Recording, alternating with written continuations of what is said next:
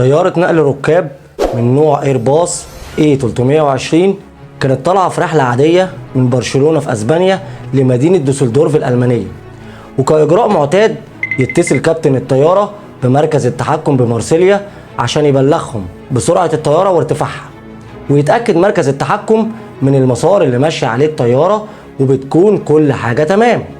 لكن وبعد دقايق قليلة يلاحظ مركز التحكم ان ارتفاع الطيارة اصبح 30,000 قدم، في حين ان المفروض ان الطيارة تكون على ارتفاع 32,000 قدم. والمشكلة الاكبر ان الانخفاض في الارتفاع فضل مستمر، فحاول مركز التحكم الاتصال بالطيارة وفشل، وحاولوا يستخدموا ترددات جديدة للاتصال وبرضه فشلت، لدرجة انهم استخدموا نظام الدفاع الجوي الفرنسي وتواصلوا مع طيارة كانت قريبة من الطيارة عشان تتواصل معاها، لكن كل المحاولات بقت بالفشل، وفجأة يتقطع الاتصال بالطيارة وتختفي من على شاشات الرادار بعد اصطدامها بجبل من جبال الألب. وعشان تعرف ايه اللي حصل للطيارة وازاي الطيارة وقعت وازاي الحادثة دي كانت السبب في تغيير قواعد وقوانين الطيران في العالم وللأبد، تابع معايا الحلقة. معاكم خالد النمر في حكاية برا المنهج. بتبدأ الحكاية يوم 24 مايو 2015 بعد ما بيقوم مركز التحكم التابع للطيران المدني بمارسيليا بإرسال استغاثة بعد ما فقدوا الاتصال مع الرحلة رقم 9525 والتابعة لشركة جيرمان وينجز الألمانية، واختفائها من على شاشات الرادار. وبسبب صعوبة إرسال فرق الإغاثة لمكان تحطم الطائرة بأحد جبال الألب، فتم نقل فرق الإغاثة عن طريق الطيارات الهليكوبتر. وأول ما توصل فرق الإغاثة تلاقي الطيارة اتحطمت بالكامل، وأجزاء الحطام كانت منتشرة على مساحة واسعة. ومع بداية عمل فرق التحقيق والإنقاذ يتم العثور على الصندوق الأسود واللي بيسجل المحادثات في غرفة القيادة، والصندوق الأسود التاني اللي بيسجل كل اللي بيدور في الرحلة في حجرة الركاب. وعلى الرغم من الأضرار اللي كانت واضحة على الصندوقين الأسودين الخاصين بالرحلة، قدر فريق التحقيق اللي كان شغال على القضية انه يستخرج جميع التسجيلات من الصندوقين عشان تبدأ الأحداث تتكشف قدامهم ويتم رسم سيناريو للي حصل للرحلة من ساعة الإقلاع لغاية التحطم. واكتشفوا ان الموضوع ما كانش مجرد حادثة عادية، الموضوع كان جريمة. الطيارة اتخطفت، واللي قام بخطف الطيارة شخص مستحيل تتوقعه. بدأت رحلة الطيارة بعملية إقلاع عادية الساعة 9:27 صباحا، وبعد ما تمت عملية الإقلاع بنجاح واستقرت الطيارة على الارتفاع المحدد ب 32,000 قدم، اتصل كابتن الطيارة بمركز التحكم في مارسيليا الساعة 9:30 وبلغهم بالسرعة والارتفاع، وكان كل حاجة تمام. وبعدها خرج كابتن الطيارة من كابينة القيادة عشان يدخل الحمام، وأثناء وجود الكابتن بالحمام تم تغيير ارتفاع الطائرة. وفي الساعة 9:34 رجع كابتن الطيارة من الحمام عشان يدخل غرفة التحكم، ولكن المساعد بتاعه مرضيش يفتح له باب غرفة القيادة. وساعتها بدأ الكابتن يفهم ايه اللي بيحصل بالظبط.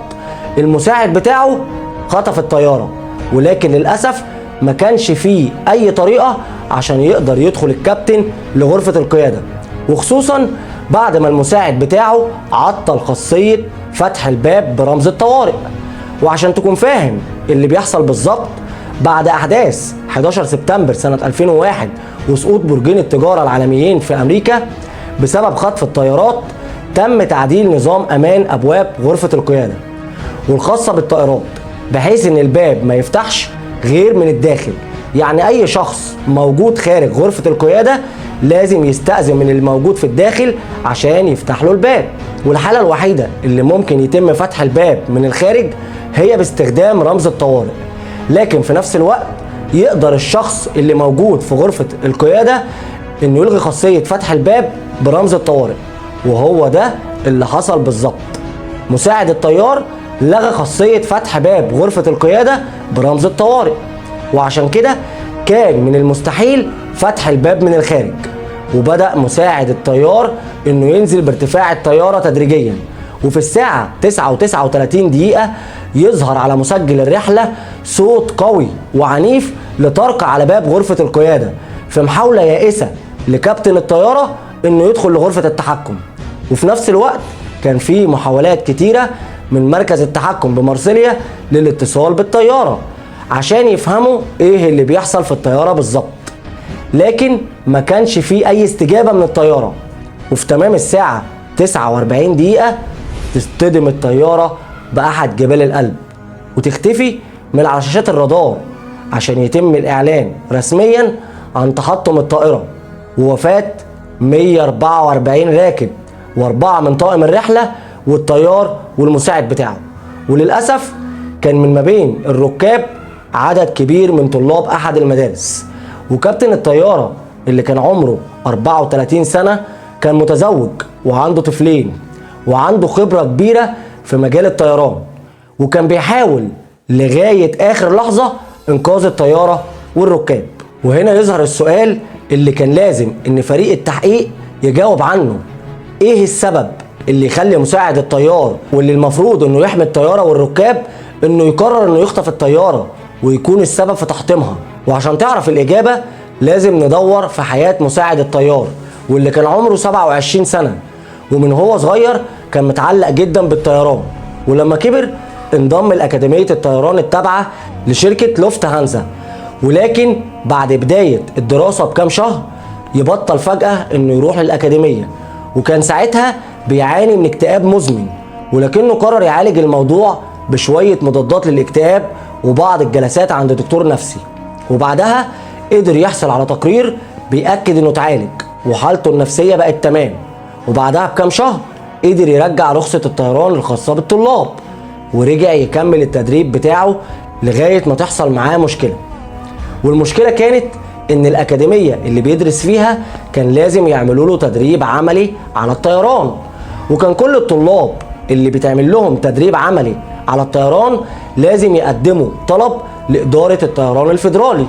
وكانت الغلطة اللي ارتكبها انه كتب في الطلب انه عمره ما حصل له اي اضطرابات عقلية او نفسية، وطبعا ده كان كذب، وإدارة الطيران الفيدرالي اكتشفت كذبه. ولازم تكون عارف ان عقوبة الكذب على إدارة الطيران الفيدرالي هي السجن، واكيد نهاية مستقبلك المهني في الطيران. ولكن إدارة الطيران الفيدرالي ادوله فرصة تانية واعترف انه كان بيعاني من الاكتئاب وتعالج، وقدر ياخد الموافقة على إجراء التدريب العملي. وفي سنة 2013 انضم لشركة الطيران الألمانية جيرمان وينجز، ولكن في الوقت ده رجعت له تاني حالة الاكتئاب مرة تانية، وبدأ يحس بحاجات غريبة ويجيله تهيؤات أغرب، وقعد يلف على دكاترة العيون بسبب الهالات والأضواء الغريبة اللي كان بيشوفها.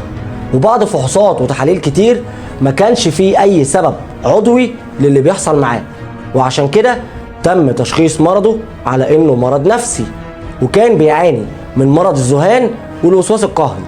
وبدل ما يروح لدكتور نفسي عشان يتعالج راح راجع لنفس الدكتور اللي ساعده اول مرة، اخد منه بعض الادوية المضادة للاكتئاب زي اول مرة، ورجع عادي يكمل شغله وكأن مفيش اي حاجة حصلت. واكتشفت لجنة التحقيق انه قبل الحادثة ب4 ايام كان بيعمل بحث على الكمبيوتر بتاعه عن طريقة قفل وتشغيل القفل الخاص بغرفة القيادة في الطيارة ايرباص A320. وبسبب الحادثة دي تم تغيير إجراءات تصريح الطيران بالنسبة للطيارين، وبقى يطلبوا منهم إجراء فحوصات صحية ونفسية كل سنة.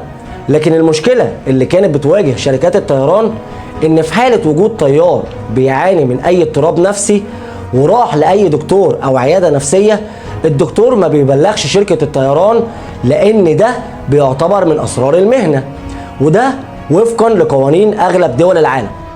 وعشان يتم تغيير قوانين أغلب دول العالم كان شيء يعتبر شبه مستحيل، وعشان كده اخترعوا حل عبقري عشان يتأكدوا من عدم تكرار الحادثة دي مرة تانية. والحل اللي طلعت بيه وكالة سلامة الطيران المدني هو وجود شخصين على الأقل داخل غرفة القيادة وتحت أي ظرف من الظروف، وبكده تكون فرصة إن يكون الاتنين عندهم اضطرابات نفسية في نفس الوقت بقت شبه مستحيلة، عشان تكون الحادثة دي السبب في تغيير قواعد وقوانين الطيران المدني وللأبد.